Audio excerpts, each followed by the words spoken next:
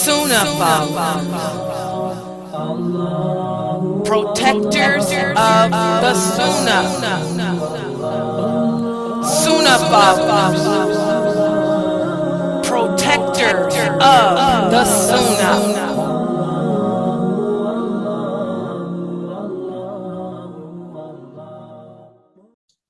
Inna alhamdulillah, wa salat, wa salam ala wa rasulullah. Welcome to another session of our Hadith class here at Sunnahfollowers. And I'd like to first of all welcome the end of Ramadan. MashaAllah, everyone here should feel proud of themselves because we made it through the entire month of Ramadan. I want you guys to remember those who have to pay the ransom. And who were the people that fell in the category of the ransom? These were the people who had to break their fast due to an incurable sickness that they have, such as cancer, diabetes, GERD, or whatever, arthritis, whatever type of debilitating illness you had that may have flared up and you may have had to break your fast as a result of it. You know, you pay the ransom for those days, you know, and remember the ransom is due. You have until the beginning of next Ramadan to pay it. How much depends on the cost of living where you are. Contact your local masjid and ask them how much the ransom is. If your mosque doesn't know what you're talking about, call another mosque in your city and ask them, you know, how much is the ransom for the person that could not fast and fell in that category. It could be $200 or $300 for the whole month if you had to go the whole month without it. Okay, so, and you have until the beginning of next Ramadan. So pay it before next Ramadan. Okay, also for other people who had to break their fast due to a sickness, but they don't fall into the category of a ransom. Say, for example, you had a migraine headache, or you got sick with corona, or you got sick with the flu, or you just were sick and couldn't fast that day. You have until the beginning of next Ramadan to make those days up. You do not pay money, because you are not suffering from an incurable disease. Okay, you were just sick, a regular sickness. So you make those days up. You have until the beginning of next Ramadan to make them up. And I want everyone to understand, you will not be rewarded for any other voluntary fast until you complete your Ramadan fast. Because there's a lot of Muslims who's going to want to fast 6 days out of the month of Shawwal. Allah is not going to give you credit for any of those days until you make up your Ramadan fast. So if you want to do any other voluntary fasting this year, you have to complete Ramadan, make up the days you missed, or pay that $300 ransom, or however much it is. I hope we're clear on that. Allah does not reward you for the voluntary deeds unless you complete the obligatory ones first. And your voluntary deeds do not take precedence over the obligatory ones. I hope everybody is clear on that. Okay, so you have, you know, if you want to do any other voluntary fasting, you have to complete Ramadan. And for the women,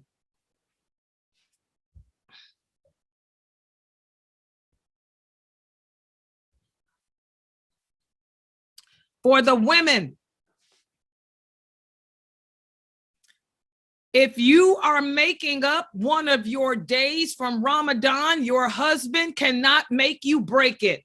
You do not need your husband's approval or permission to make up a day of fasting from Ramadan, because fasting is an obligation owed to Allah.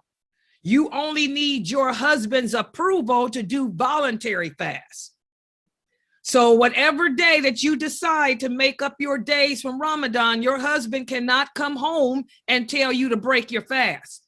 The same rules apply. When we are making up our Ramadan fast, the same rules apply. You have to have intentions before the night before, and you cannot break it unless there's a valid reason. being sickness or something like that, not because your husband didn't want you to fast. So that's very important. And I need to emphasize that with the women here, because a lot of women don't understand that. They think that they can't fast unless they have their husband's approval. That's not true when it comes to making up Ramadan. Okay, are we clear on that? Also, the zakatul fitr. For those of you who have not yet paid your zakatul fitr, you need to pay it now, tonight. Go to your mosque's website and click on make a donation and pay your zakatul fitr. Because if you want it to make up for the mistakes you had in your fast, it must be paid before the Eid prayer. The Eid prayer will be in the morning. So you people need to pay the zakatul fitr now. Okay. Some of the mosques are requesting that you bring food, but then there's other mosques that have a little bit more understanding. They know that we can't go around everybody that come to the mosque with 10 bags of rice, 10 bags of stuff. And I'm sorry, we don't eat that way here, you know. So you can pay the money and your imam will go out and buy some roast beef, some chicken, some potatoes, some fresh green beans, and etc. Because if you gave me a bag of rice, I don't know what to do with it. I don't cook rice unless it's Uncle Ben's anyway. Okay? And lentils, oh my God, I don't touch lentils. We don't eat that way here. Barley, I wouldn't know what to do with a bag of barley. I maybe give it to the cats. I don't know. So again, you know, since people don't know, we don't eat that way. Take the money to the mosque and give it to the mosque, and the imam can go out and buy milk, potatoes, roast beef, chicken, fish, green beans, greens, broccoli, potatoes, and stuff like that to take to the needy Muslims in his community so they can make a good American meal. Because Americans don't eat lentils and stuff like that, guys, and barley and wheat. We don't know what to do with that type of stuff. I'm just keeping it real. They understand Big Mac and some French fries, but they don't understand that stuff. Okay, so that's why the mosques, most of the mosques are telling you to just give them the money and they will turn the money into the food. They will go shopping. If it's a good imam, he will go shopping and go to Kroger or wherever and buy up some meat, potatoes, and vegetables and give to his needy people. Does everybody understand that? Also, to answer that question, the zakatul fitr. Say, for example, you live here in America and your husband is in Gambia. And your husband, and the zakatul fitr is paid by the head of the family. He pays, it's like $10 for every person that he's responsible for. If your husband wants to take the zakatul fitr and give it to the people in Gambia because they're in more need, that's okay. Or if the husband decides to split it, 10 for the people here and 10 for the people there, that's okay too. However y'all want to do that, that's fine. Okay, because I have a lot of sisters here whose husbands are in one part of the world and they're in another. So however y'all decide to do that, the bottom line is that the money is going to buy food for needy Muslims so they can celebrate the Eid, so they can break their fast and cook. The woman can cook a good meal for her family. Roast beef, macaroni and cheese, greens, cornbread, candied yams. That's an American good meal.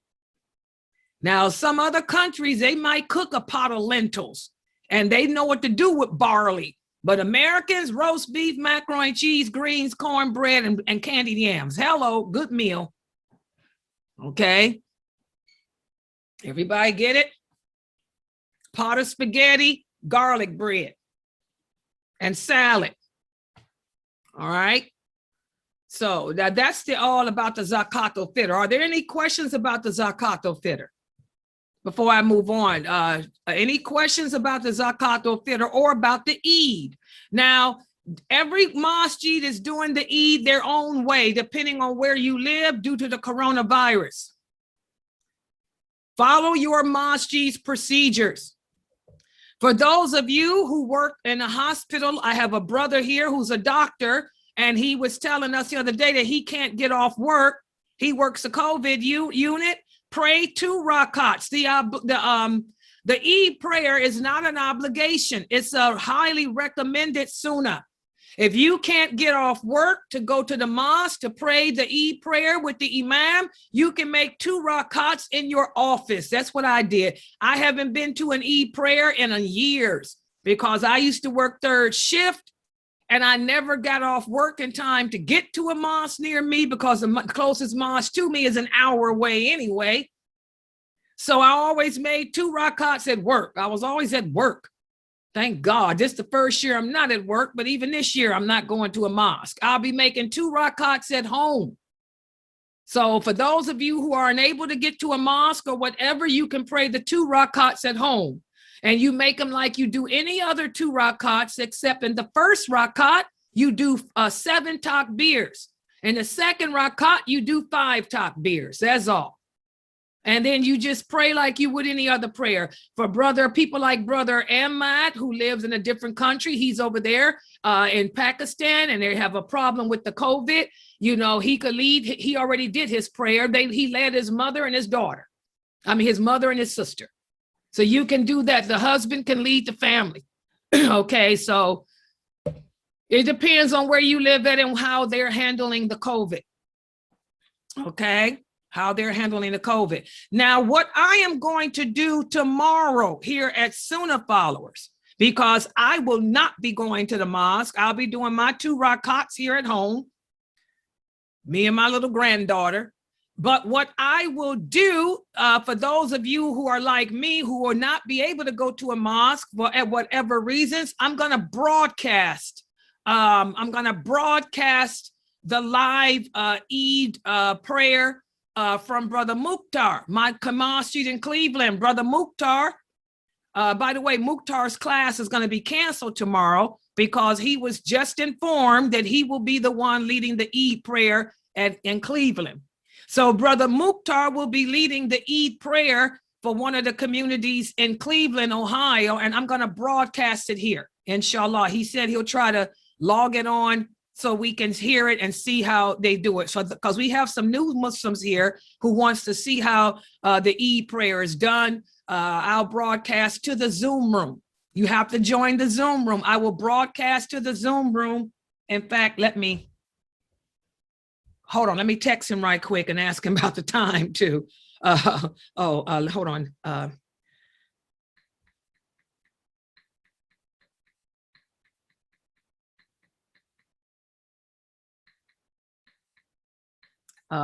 I can see him broadcast it. It's going to probably be 8 o'clock in the morning, but let me ask him just to be sure.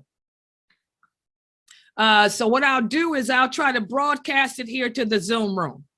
So for those of you who will not be able to attend an Eid prayer, but you would like to see how it's done, log into our Zoom room tomorrow, and I'll put it on the schedule. I'm going to be up all night because I've been sick all day. So I'll be up all night again. And I'll put the schedule up, and I'll have the time on that schedule whenever Mukhtar texts me back. Yeah, he just found out that he's doing the Eid prayer. So I'll broadcast that to the Zoom room so you guys can see how it looks. Okay. And also that for those of you who are going to the mosque tomorrow for your Eid prayer, remember you want to get there early because there is no iqamat and there is no adhan. If you get there too late, you will have missed the khutbah. And the Eid prayer is different than the Juma prayer. You need to, you want it. Yeah.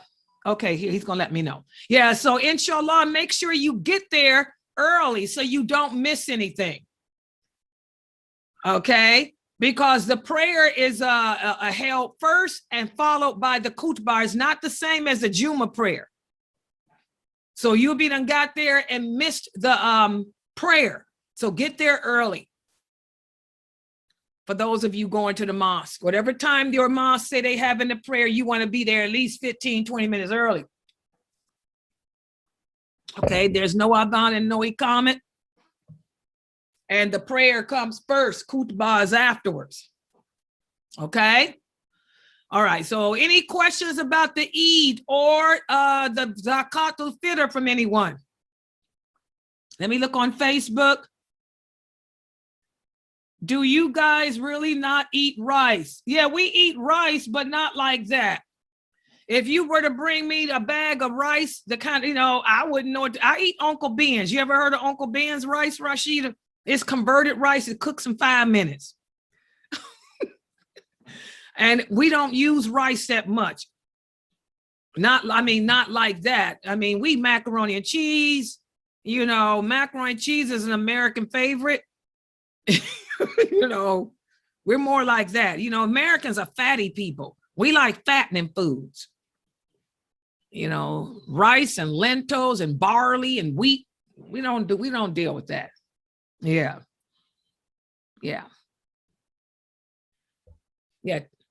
So anyway, guys, that's why I said just give the money to your local imam so they'll know what to do. Because I remember one year an imam said that he received a bunch of bags of rice. What was it? And no meat. Everybody was bringing bags of rice to the mosque, and the people didn't have no meat, no potato, no nothing, no vegetables, just a bag of rice. What you gonna do? Eat rice? Maybe that works in other parts of the world, but not here. You want the family to have a full course meal. Everybody understand? Any other questions about the Eid and how it's done? Also, remember, you women, no perfume. As Muslim women, we can wear perfume, but we cannot wear perfume around men who are not mahrams to us. Even though your masjid may be having the Eid prayer outside or at a hall, you sisters cannot wear perfume around men who are not mahrams to you. Save your perfume for when you at home hanging out with me in the Zoom room.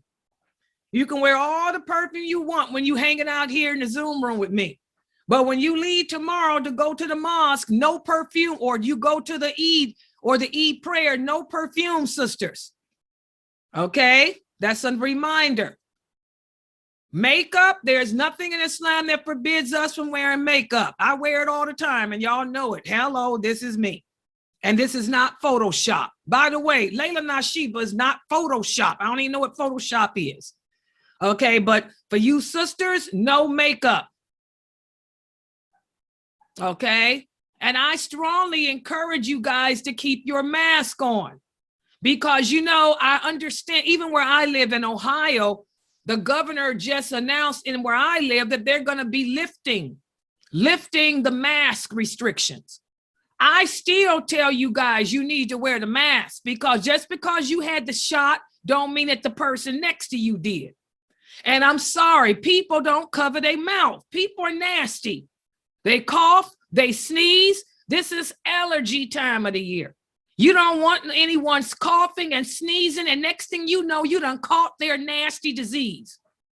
I tell you guys, still wear a mask.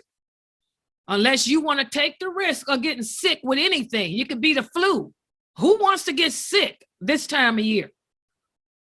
So I would encourage you guys to still wear your face mask, even though a lot of the states are lifting it.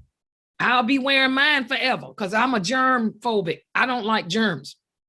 I think the mask was the best thing that the world came up with because people are just plain nasty. And also, again, deodorant. When you guys go out to do the Eid prayer, make sure that you take a bath before you leave, put on your nice clothes, and also deodorant, because you don't want to go around the other Muslims smelling bad. And we sweat a lot.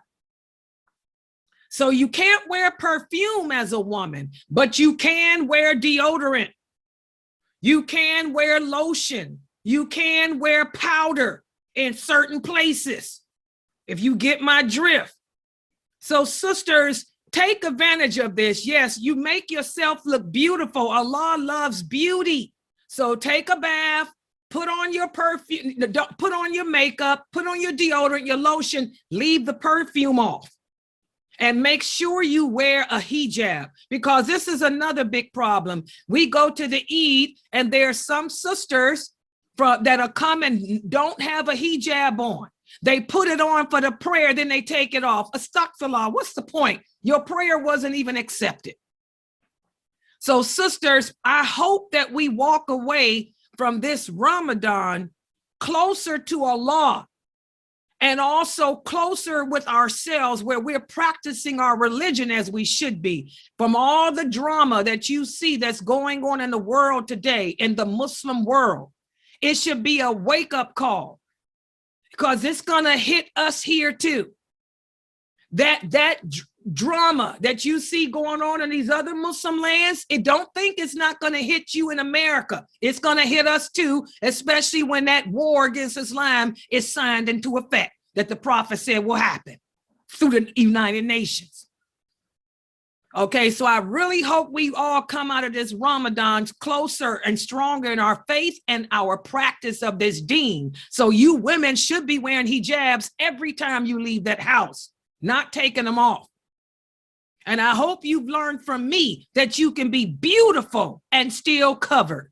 I hope to be an example to any Muslim woman out there that you can be beautiful and still covered, where nothing shows except your face and hands. I hope I represent that well, because I don't know that many women more beautiful than me who are non-Muslim. I'm talking about.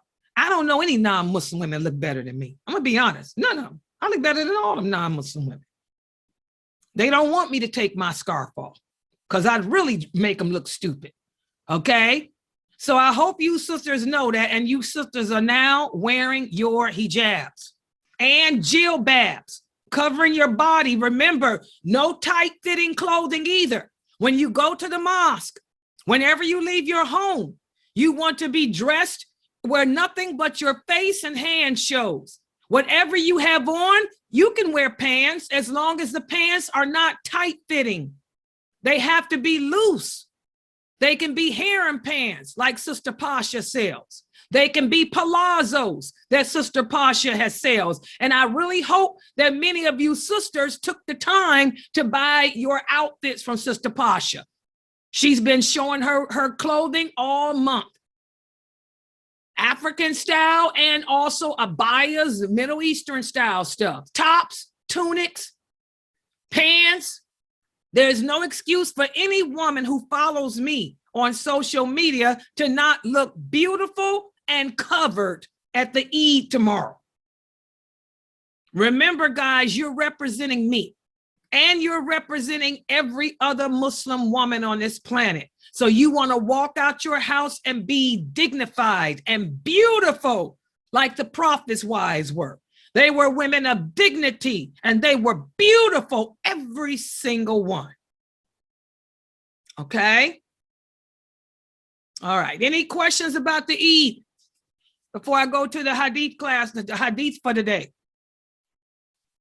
You brothers, no shaving the beard. Hello. Thank you, sister. I heard that this is some type of African tradition, that there are certain countries in Africa, Muslim countries, where they shave the beard. That's what one of the sisters here is reminding me to mention. Brothers, it is haram to shave your beard. It's haram, haram, haram. So no shaving of the beard, Zaki. You better be a proud Muslim man, look like the Prophet, sallallahu alaihi wasallam. He had a beautiful beard. So did all the other companions. No shaving. And no going to the graves either. No going to the graves, worshiping the dead, or going to talk to your father. You know, the dead cannot hear you, and the dead cannot see you. So there's no reason for you to go to no grave and talk to anybody. Okay, do it from home. If you feel the need to talk to somebody, talk to Allah. You can talk to him 24/7. He's always there. Okay. All right, so that's what I had to remind you guys of for the Eid tomorrow, and all of that. Also, my classes. My classes will go on. I've been teaching Islam on the internet since 1988, and I don't cancel unless I'm sick like I was today. And I even teach on the day of the Eid. Tomorrow, we will begin discussion, a deep, intense discussion of the names and attributes of Allah. And the way I teach that class is unlike anyone else I know here in the West. We will look at take the names of Allah. We will look into the meaning of those names and how to incorporate the meaning of Allah's names into ourselves, because we're supposed to emulate the names and attributes of Allah. For example, Allah is kind. What does it mean to be kind? How does Allah show kindness to us? Then how can you take how he shows his kindness and apply it to you in your personal life? That's how we're teaching the names of Allah. It's not about memorizing them, because you can memorize whatever. It's about understanding the meaning and applying it to yourself. So that's going to be the class at 6 o'clock, the names of Allah. Okay. And I'll also have my other class, the one I missed today. What was that class? Tomorrow's Thursday, the 200 hadiths for the women. The 200 hadiths for the Muslim women will also be tomorrow at 2 p.m. Eastern Standard Time.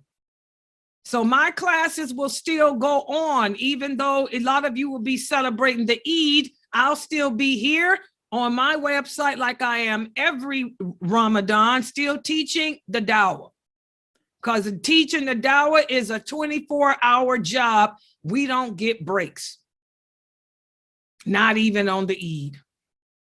Okay, so I will post a schedule up. My classes will be as usual. I'll have the 2 o'clock class, then I'll have the 6 o'clock class, and I'll have the 11. Brother Mukhtar, my cousin, is canceling his because he's got to do the Eid prayer, and I will broadcast. Make sure you guys join the Zoom room. It'll probably be at 8 o'clock Eastern Standard Time or 9. Join the Zoom room so you can see the Eid prayer with Brother Mukhtar, because he's leading the people in Cleveland. Alhamdulillah. Okay, so no other questions, no other comments. Let's go to our class right now. This is the Hadith class. And in this class, we are studying Hadiths in which the Prophet sallallahu alaihi wasallam gave advice to different companions, telling them how to better themselves with Allah and with themselves and others. And let me put the hadith for today up on the screen here. And I did write it up. There it is. I was going to say, and let me make it, I'm going to make it large. Uh-oh, that's too large. Hello, there it is.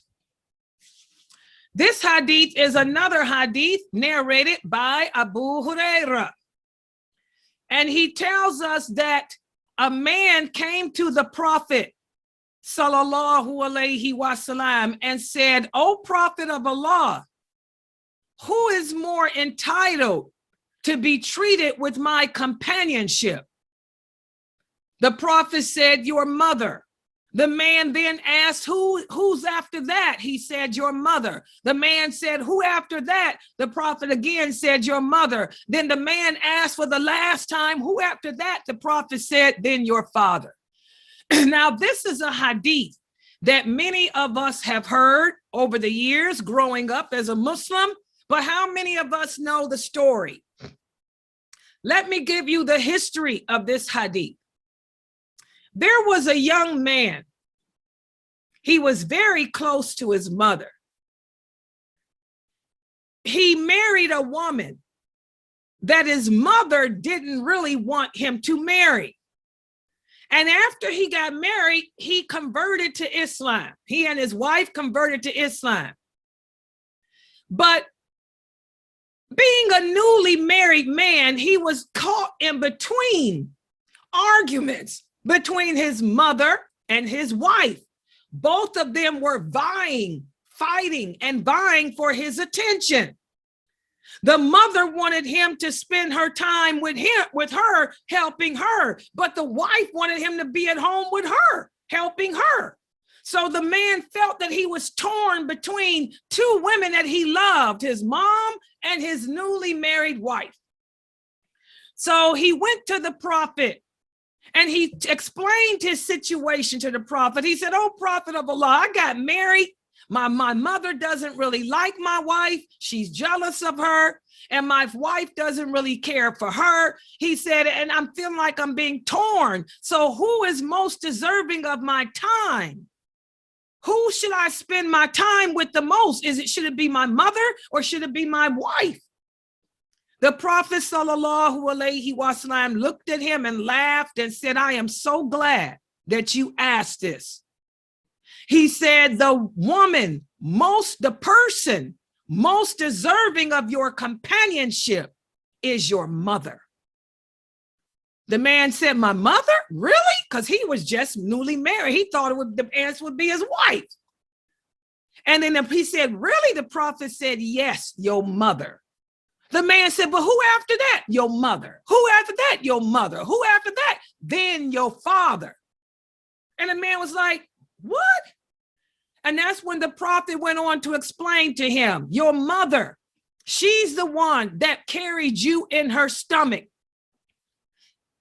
for all that time. And then she gave birth to you. And then she nurtured you, fed you.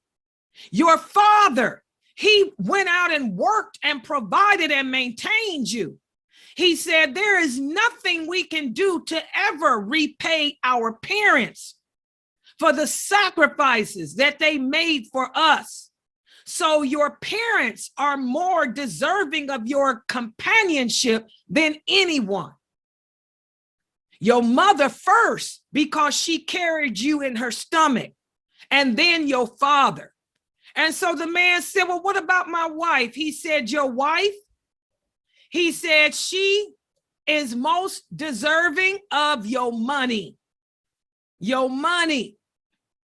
He said, "Since you are married, it is your job to provide and maintain your wife as your father provided and maintained your mom." He said, "So as far as who should you spend your time with, the most, it should be your mom.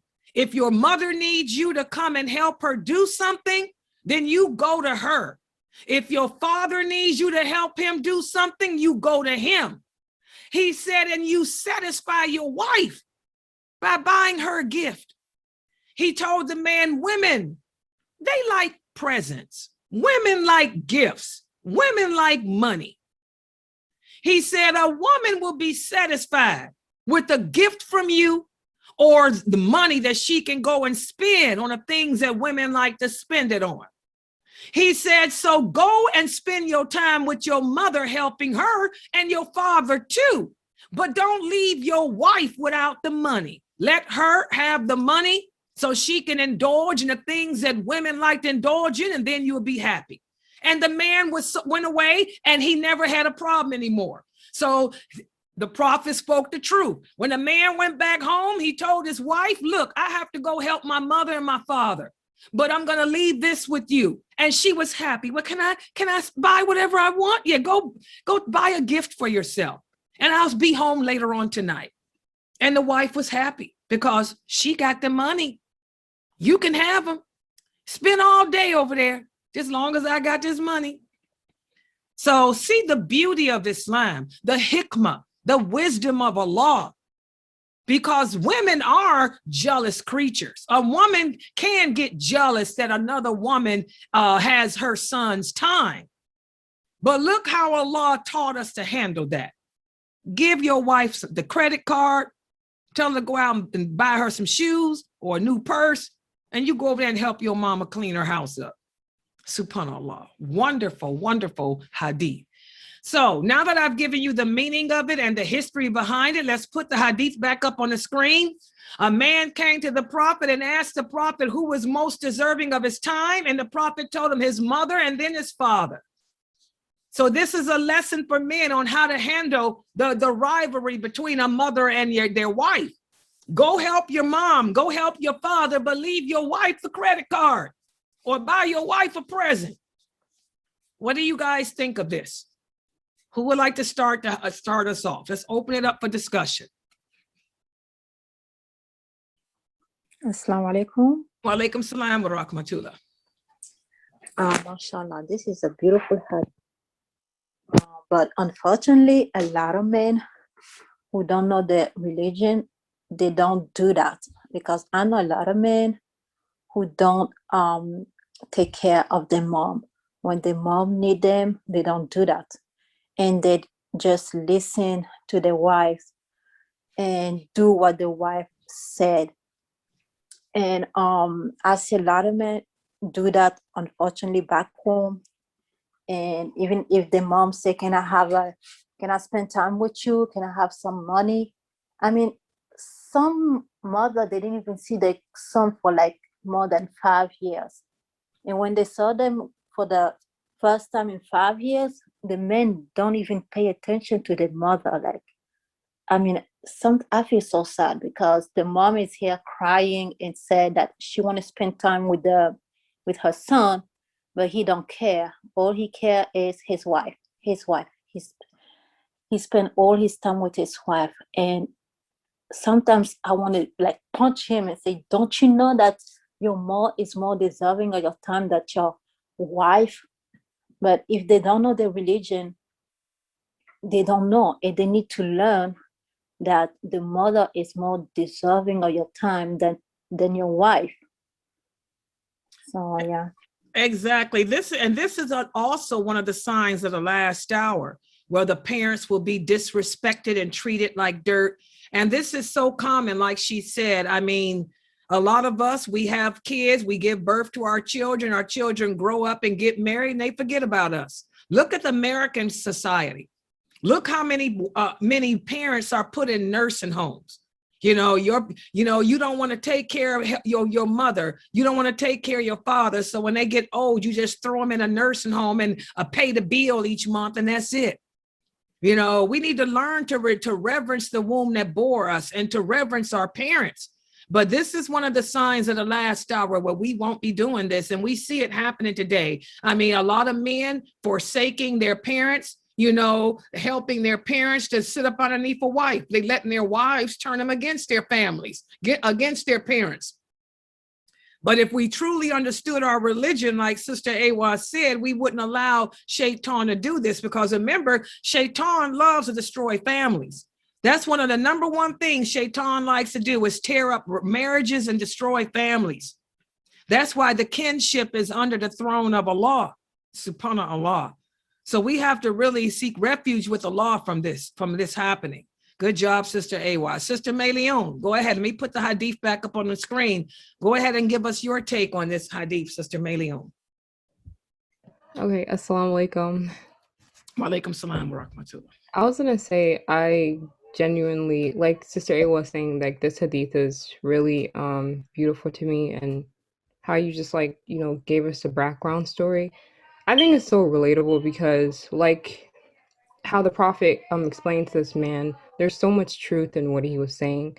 I see it like when I'm like around my mom or like my parents, and when I'm sitting down with them or just having casual conversations or just asking them how they're doing, it's something about that makes them feel so good and so valued, and just it makes them feel so good, and it makes me as a kid feel so happy that I don't have the money to repay you for all the good that you have brought me, but the fact that I take this time to just sit here and talk to you guys, and it puts a smile on your face, and it makes you feel love, and you could feel the love that you gave to me, being projected back to you.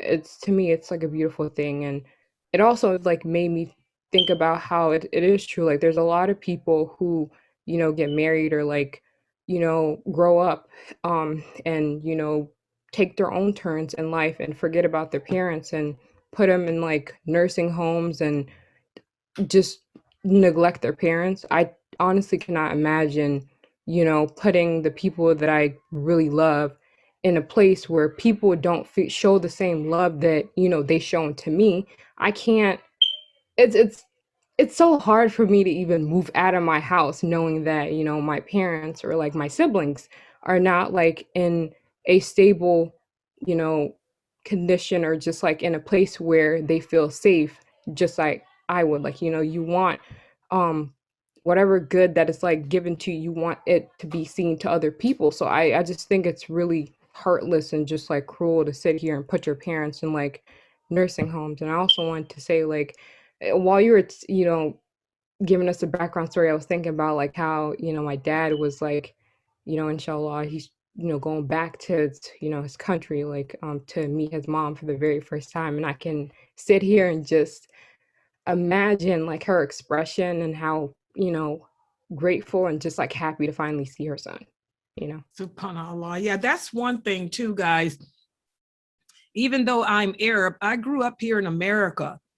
And America doesn't put that emphasis on family ties like the Muslim countries do. I mean, I look at the brothers and sisters, those of you who come from the Arabic countries, and also those of you that come from the African Muslim countries. Family is everything with you guys. And I do respect that about you guys. You guys put your parents, you know, on the pedestals they need to be on. But here in America, they don't do that. You know, they disrespect their parents. The children grow up cursing their parents out. And like I said, they'll throw them in a nursing home in a heartbeat. You know, that love between family love that you guys have in these other countries is something admirable for a person like myself who grew up here in America, where family values are not as important. You know, and I respect that about all of you guys, because here in America, it doesn't happen that way. Our society, you know, is bad with the elderly. Our society is bad with the healthcare. You know, we don't have no free healthcare, and the way we treat the elderly and the way we treat the mentally incompetent is atrocious. You know, but I respect you guys because family ties and family values are important to you. Go ahead, Sister Norto. Sister Norto, let's hear your take on it. Okay, assalamu alaikum. Wa alaikum And salam. Eid Mubarak to everyone. Allahu Akram. Same to you. Okay. One of the things I take away from this hadith is that, you know, we spend half our time disobeying our parents when, you know, all they ever been was your biggest supporters. The only people who in life would actually take a bullet for you, you know? And so like I never understood females. I've come around females who think, you know, it's okay for a man to cut ties with his mother or father and to choose her over them. And he always just made me wonder that I'm like, what does that say about you as a person, you know? And I'm like who would even do that? Like, you know, for me, if I was placed in a situation where my husband tells me, like, you know, I'm like, hey, is there any way, you know, my parents, they're sick, and it's just this is why it's important to choose who you marry to, you know, because I can't ever imagine throwing away my family for no man. You know, you just gotta go. I'm sorry, like I'll literally divorce a man in a heartbeat for my family. It just, I don't care about love. These are people, especially my mom and dad, these are people that been through with me through everything, you know what I mean? And they've been through with me all my life, and this is just a man, you know what I mean? So, and Allah will bring another one, because I would never put him in a situation to choose me over his family either. So why would he do that to me, you know? And also, these are the people you're supposed to keep the ties with, kinship with, and Allah, you know, strongly states that in the Quran, you know? And you're not supposed to just throw these people away after a wrong they do to you, you know? Instead, you should be like advising them. So that's what I take away from it. Yeah, and she brought out a very good point here, guys. That's why it's important to be careful who you decide to marry too. That's why in Islam, the family should have involvement. The family should be involved when it comes to your choice of marriage, if you are a man. And in Islam and in our culture as of Islam, a woman cannot even get married without her father's approval. The family should play an active role when it comes to choosing who you marry, because you want to marry somebody that will get along with your family. Some person that, you know, who wouldn't sit there and try to put you in a position where you have to choose between your mom, choose between your dad and that person, you know. So that's a very important point that she brought out. Again, it takes us back to doing things the correct way, doing things the way the prophet did, the sunnah. Again, getting back to the sunnah, whereas the family take an active role in helping you to choose a proper mate so as to not have these problems, inshallah. Good job, brother Haji. Let me put the hadith back up here. This is a hadith whereas a man asked the prophet who was most deserving of his time. And the prophet told him his mother and then his father. His wife is more deserving of the money, but the time is the mother and the father. What's your take on this hadith, Brother Hajj? Yeah, Assalamu alaikum, Eid Mubarak, everyone. Wa alaikum salam wa rahmatullah. MashaAllah. This is a wonderful hadith addressing issues, our rights in Islam, and failure to address this has led to, many issues, broken relationships within the family. So in my own case, I lost my mom when I was 12. I'm 42 now. But for me, the way it applies to me is I need to be more mindful, to take care of my dad, because like you said, they've been there for us, when we were young. I know I was a naughty boy when I was, and I can remember some of the things I put, especially my dad, through after I lost my mom. It also shows the importance of the mother within the household. So, because the moms, they do loads of, they carry a lot of weight, when the father's gone out to do his own business. So, this really, really resonates with me. So again, when we learn our deen from the right sources, we'll be able to, understand our rights. We'll be able to balance well, all these family issues. That's just my own take on the matter. Thank you. Exactly. Alhamdulillah. And again, guys, it all is about educating ourselves, about our way of life, learning our culture. Our culture is Islam. Learning all the laws, the rules, the guidelines, learning what Allah told us. Allah has hikmah, has wisdom that we could never even begin to comprehend. Allah put us on this earth to be tested and tried in our belief in him. But he wants us to pass the test. That's why he gave us the solutions. He's told us how to handle ourselves, how to handle ourselves in regards to our family, in regards to each other, but how many of us are aware of what he, his suggestions are, and how many of us are aware of that? Very few.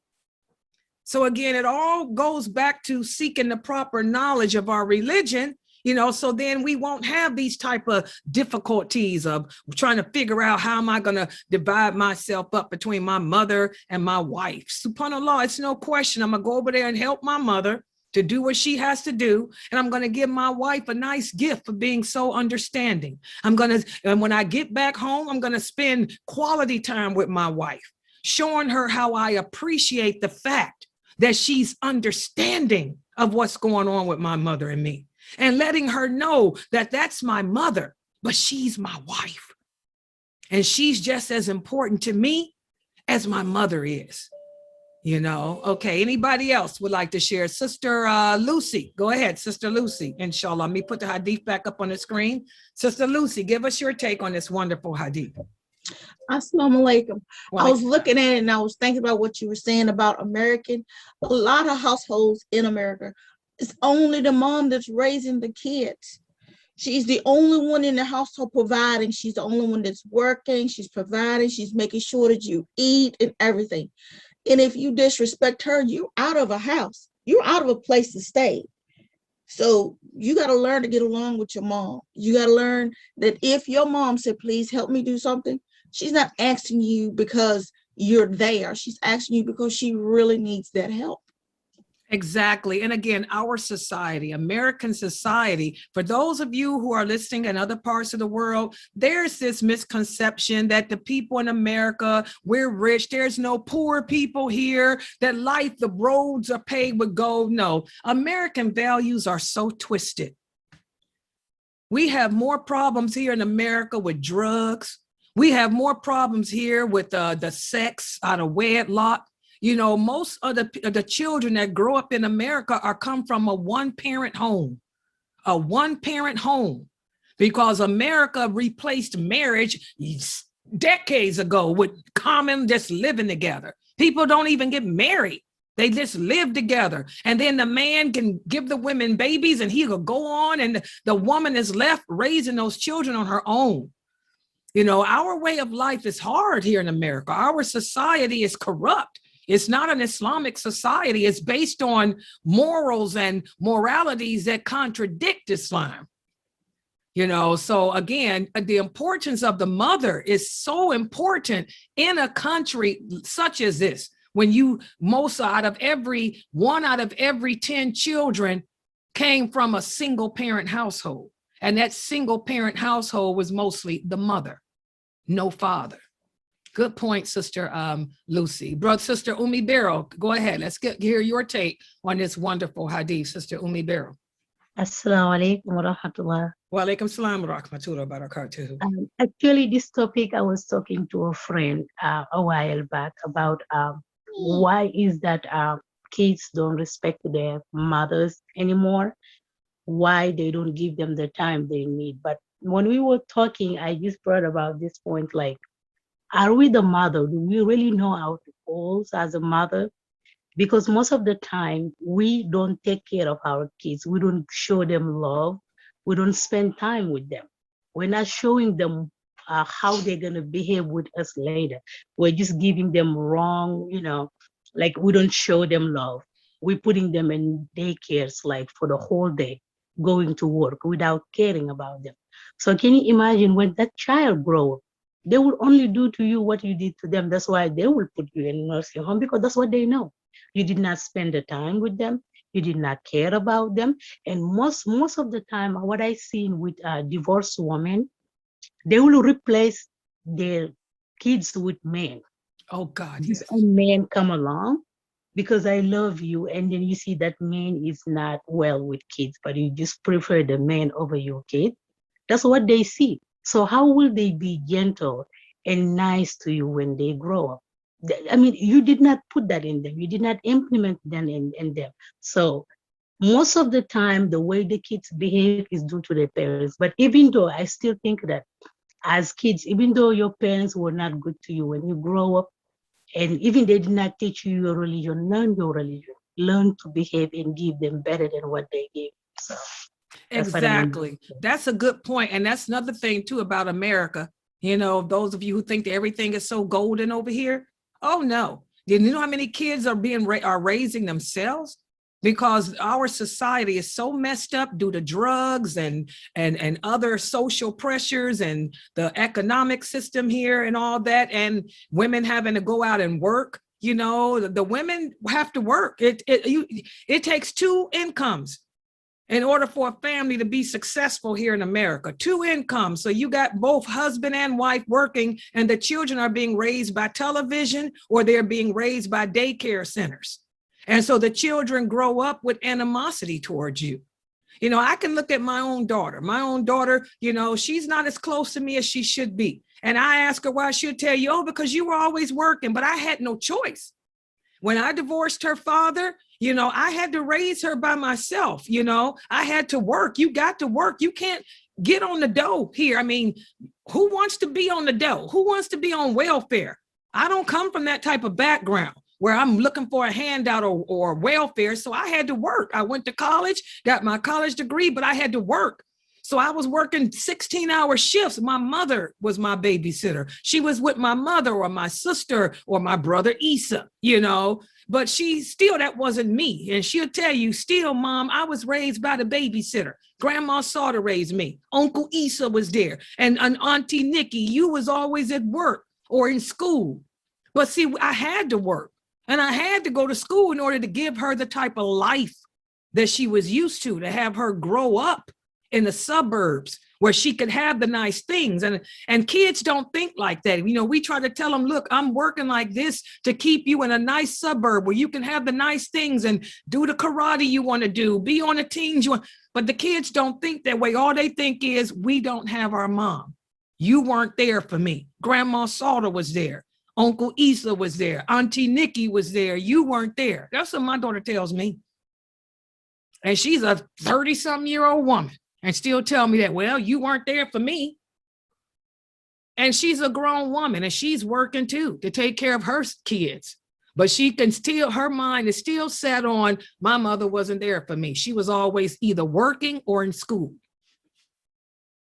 You know, Sister Rashida, and by the way, Sister Rashida is as a counselor. Sister Rashida, I saved you for last to close us out because this is something that you probably deal with in your line of work. Let's put this hadith back up on the screen. You know, this hadith is when a man came to the prophet because he was torn between his wife and his mother. So he asked the prophet, who is more deserving of his time? And the prophet told him, your mother first and then your father. Your wife is more deserving of your money, but the time is your parents. Sister Rashida, close us out and give us your take as a counselor on this hadith, inshallah. Assalamu alaikum. Wa alaikum salam wa rahmatullah. So I wanted to put emphasis on how the Prophet, peace be upon him, said your mother 3 different times. And I've heard this hadith a lot of times, you know, and since I came into Islam. And but when I heard it from my daughter, my 10-year-old, she was like, Mom, she said, you know, I'm always going to put you first because you gave birth to me. You carried me. You were injured because I was injured when I had her. She was a big, huge baby. And so I had to be on bed rest. And I tell her stories about her you know, birth and stuff. And she was like, and you were even injured. And then I see how you work 2 jobs, even when you're divorced. This is when I was divorced, her dad, and then I got another divorce. She's seen how I worked 2 jobs and I still managed to take care of all 3 of my girls by myself. And she said, I will always, you know, be by your side no matter what. And then my dad. And it made me cry when she really said that. I was like, oh my gosh, you know, my daughter's saying something that my father taught me as a child. Even though he wasn't a Muslim, he installed morals and values. And that's what's wrong with, you know, when you say American people, that's what's wrong with people, period. I even see people that, you know, get put up for adoption or get put in orphan homes and stuff like that. Whether it's either here or even, you know, I know somebody personally in another country that their mom had to send him to their auntie, and the auntie raised him. And he's like, I'm not even close to my mom. I'm like, but your mom still gave birth to you. She still carried you. She risked her life for you. Even though she couldn't take care of you and she wasn't there for you, like in the physical form, she carried you for all those months and risked her life and breastfed you. And then she took you to a family that she knew was going to take care of you. So that should say a lot for your mom, and you should respect her for that. You should always still have respect for your mom, no matter what. Because we never know what condition a person is, why they have to make decisions and choices. Even the women in the facility, they turn their lives around, and I see them, and then they become, even though if they're not Muslims, they become good parents to their children as far as, you know, changing their lives and the struggles that they have, and they realize how awful parents they were, and they change their life. And they have to gain the respect back from the child, because the child will protect themselves at all costs. If you're not taking care of them, if you're not talking to them, if you're not explaining to them the reasons why you're doing what you're doing. And sometimes we also have this attitude that let a child be in a child's place, but sometimes kids need explaining. And I think that's why my daughter kind of values this hadith, because I have explained to her why I did the things I do, like working 2 jobs, you know, staying up until 2 in the morning and not seeing her, and trying to put her into a school that's going to teach her Islam, something that she really loves with her heart. And I really, really enjoy this hadith. It's a really good one. Alhamdulillah. And see, the thing is, you know, Sister Rashida gives the time She knows as that's because this is her profession. She deals with this stuff on a professional level all the time. This is her career. She knows that it's important to have an open relationship with your children, whereas you can explain to them what you're doing. Like I can use myself. Back then, when I was going to school to get my college degree and I was working those that 16-hour shifts, I didn't take the time to sit down with my daughter and explain anything to her. All I did was tell her, get up, you got to go over grandma's house because I got to work. I don't want to hear it. Get your stuff, let's go.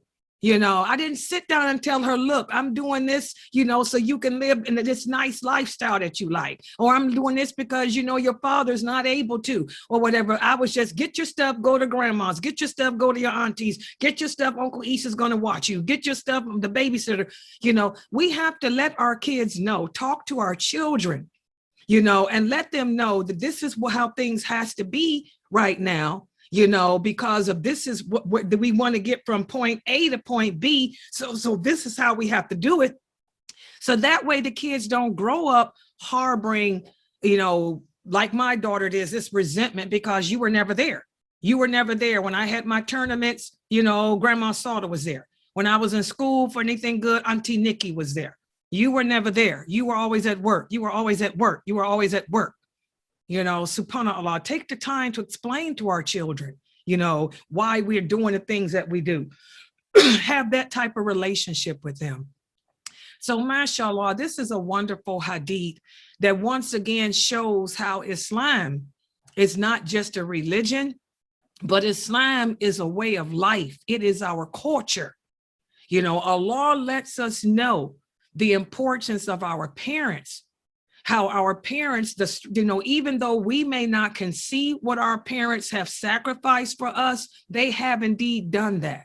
So your parents should always be the first to be deserving of your time.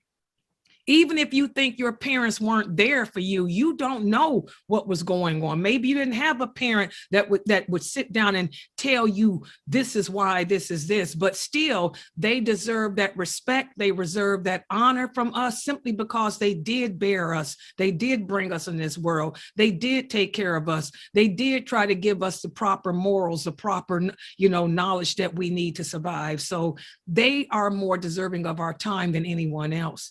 You know, wonderful, wonderful hadith. And I want to thank everybody for participating. Like yeah, go ahead, Sister Fresno. Go ahead. Okay. Just a heads up, just to look at this hadith.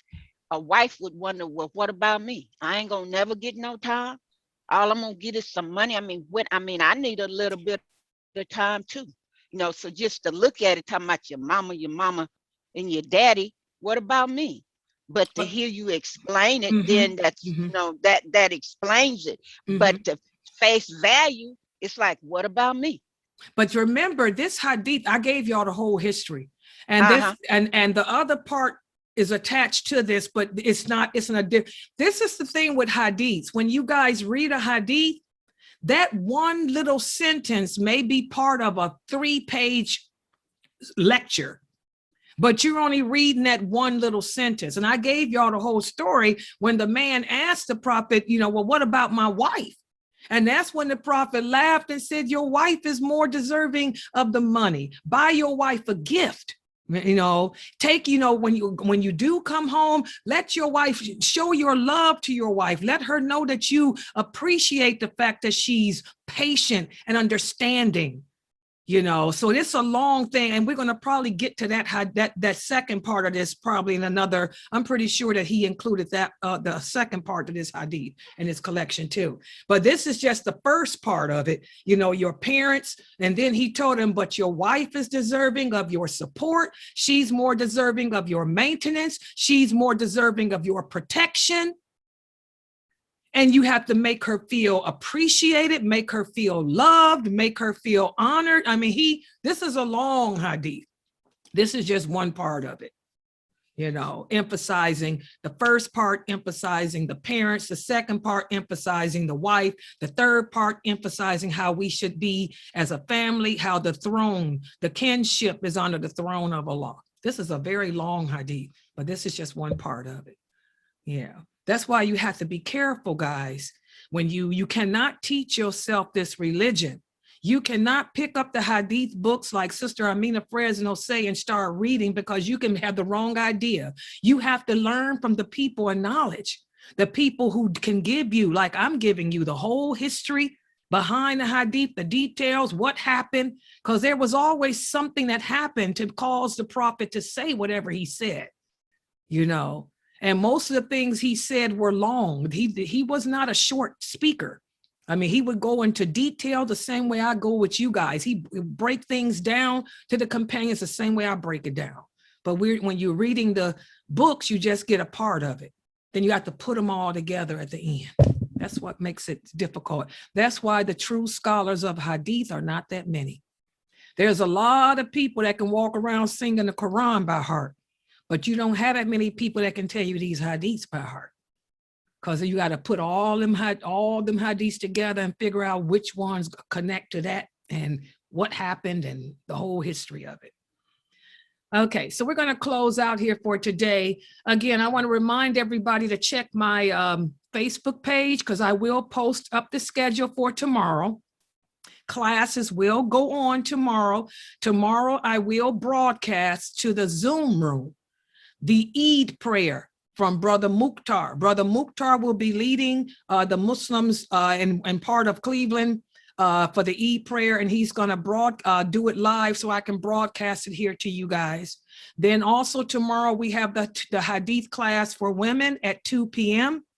And then we have my Tawheed class, and I will begin teaching you the names and attributes of Allah. And then we'll have a hadith class. So we have a lot of lectures scheduled for tomorrow, a lot of classes here. Happy Ramadan to everybody. Happy Eid to everybody. I hope Allah has accepted all of our fasts. I hope Allah has made us, that we've all become closer to Allah. I hope that Allah has forgiven us of all our sins. And I hope that next Ramadan, that we all still be living and we can compare our growth from today till then. So I'm closing up here on Facebook. If you'd like to join us in the Zoom room, because I will be up. I'm going to have to make the videos and stuff for tomorrow. So I'll be up. So please feel free to join us here in the Zoom room. Subhanaka Allahumma wa bihamdika ashhadu an la ilaha illa anta astaghfiruka wa atubu ilayk.